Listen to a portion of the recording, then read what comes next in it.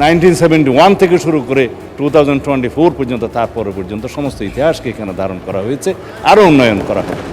Political government establish করার জন্যই তো আমরা ছাত্রগণ অভ্যুত্থান করেছি, ভোটের অধিকার প্রতিষ্ঠা করেছি, এবং প্রয়োজনে আইসিটি অ্যাক্টকে আরও বেশি শক্তিশালী করা হবে সবাই আলোচনার ভিত্তিতে।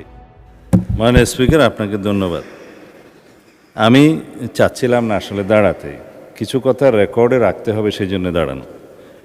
মাননীয় আইনমন্ত্রী স্পষ্ট করেই মাননীয় লিডার অব দি হাউসের সাথে আলোচনা করেই তখন সেই প্রস্তাবটা দিয়েছে যে জুলাই স্মৃতি জাদুঘর সম্পর্কে মাননীয় বিরোধী দলীয় চিফ হুইপ এবং অন্যান্য মাননীয় সদস্যরা যে আপত্তিটা তুলেছেন সেই বিষয়টা উনি এক্সপ্লেন করেছেন, যেটা সরকারের পক্ষ থেকে অ্যামেন্ডমেন্ট না, এটা একজন প্রাইভেট মেম্বার হিসেবে একটা অ্যামেন্ডমেন্ট দিয়েছে।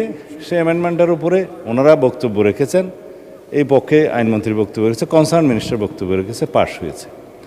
তারপরেও আপনার কাছে যেহেতু মাননীয় বিরোধী দলীয় নেতা এবং অন্যান্য সদস্যগণ আপত্তি তুলেছেন, এই জুলাই স্মৃতি জাদুঘর আমি নিজে এবং মাননীয় বিরোধী দলীয় নেতা প্রফেসর ডক্টর ইউনূস, মাননীয় প্রাক্তন সাবেক প্রধান উপদেষ্টা সহ দেখতে গিয়েছিলাম।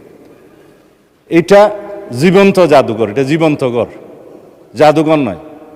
বাংলাদেশের ছাত্র গণ অভ্যুত্থানের প্রতীক হিসাবে ভবিষ্যতে যাতে কোনো শাসক শ্রেণী স্বৈর শাসক না হয়ে উঠতে পারে সেটার জন্য এটার প্রতীক হিসাবে থাকবে, সেটাকে আমরা ধারণ করতে চাই। মাননীয় স্পিকার, মাননীয় প্রধানমন্ত্রী সম্মতি দিয়েছেন, সেটা আনুষ্ঠানিকভাবে উদ্বোধন করতে যাবেন।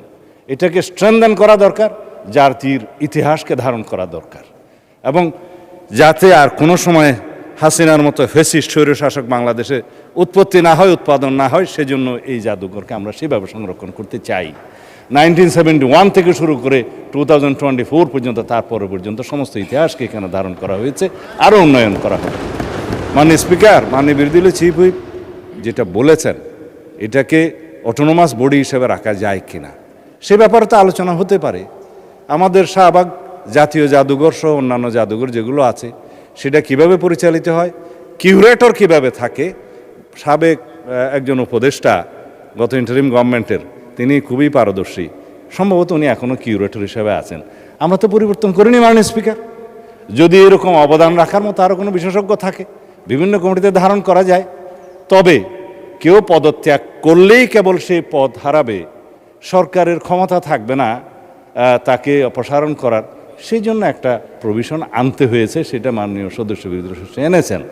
আর সরকারের কাছে যেটা নিয়ন্ত্রণ কর্তৃপক্ষ হিসাবে থাকে, সেটা সমস্ত কর্তৃপক্ষের কাছে সেরকম থাকে।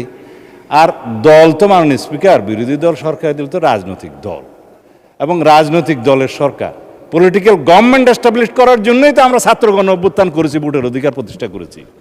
এখন পলিটিক্যাল গভর্নমেন্টের যদি নিয়ন্ত্রণ মন্ত্রণালয়ের অধিদপ্তর এবং সংস্থার মধ্যে না থাকে, তাহলে নিয়ন্ত্রণটা করবে কে?